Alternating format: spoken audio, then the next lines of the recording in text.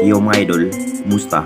Manreg mga sport, sabi nga pala ating uusapan, Barangay Nibra, Sistan, ina-approve, welcome back sa Hinebra, at Coach Atries, matinding sinabi sa SMB. So talagang masyadong abala pa rin ng ating Barangay Nibra sa paghahanda ng panabagong chemistry dahil kulang-kulang pa rin ang naging player ng ating Jing Kings kung bakit hindi man lang nakaangat sa semifinals. Marami pa rin ang nasasabi mga idol, huhugot na nga rin ng ating Barangay Nibra na isa pang big man next Commissioner Cup dahil mas matindi pa rin ang makakarap ng Jing Kings kung hindi man lang magbago ang kanilang chemistry.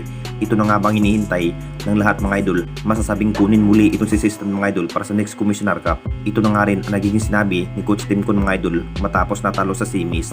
Talagang huhugot pa rin ng bagong big man, pero ang mas magandang dapat gawin, kukunin na nga ba ito muli itong si system mga idol? Alam na natin lahat, kinakailangan na nga rin ng ating Barangay Nibra huhugot ng bagong player bilang big man next Commissioner Cup. Ito na rin ang dahilan kung bakit halos nagkandarapa na nga rin sa bawat laban kung saan nahihirapan pa rin sa ibang kupunan dahil kulang-kulang pa rin ang nagiging big man ng ating Barangay Nibra.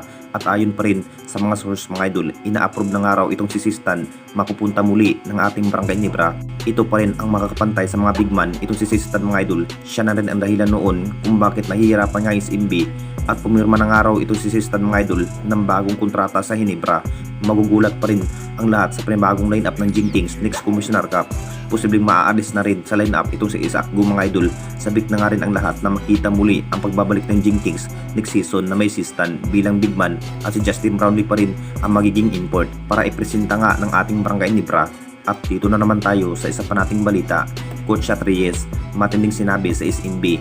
Grabing napaka-intense na laban na nga rin sa pamagitan niya ng SMB versus TNT Tropang Giga sa finals. Naging tabla na nga rin ang laban mga idol na may isang panalo. Pinatunayan pa rin ang kupunan ng SMB na makakabawi sa laban kontra sa TNT Tropang Giga.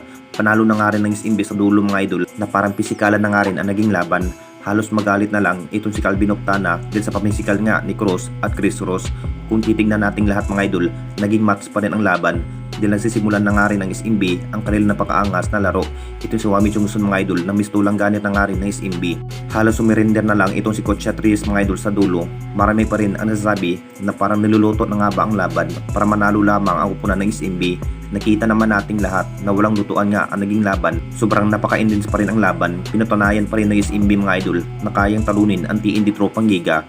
Matapos sa naging laban, may sinabi na nga rin itong si Coach Atries mga idol. Halos ginagamit na nga rin ng SMB ang kanilang physical kung bakit hindi man lang nakapag-score ang TNT Tropang Giga. Halos si Chris Ross at Jericho Cross ang naparang nagyabang sa upunan ng SMB. Kung sakaling ganito pa rin ang magiging performance ni Jericho Cross mga idol sa Game 3, walang magandang laban ang kanilang nagiging performance ng SMB. Panalo pa rin sa physical ng SMB kung bakit nakaangat nga sa finals. Ito pa rin ang naging sinabi ni Coach Atries mga idol matapos ang laban. Talo nga sa dulo ang TNT Tropang Giga. Anong masasabi ninyo mga idol tungkol sa ating video?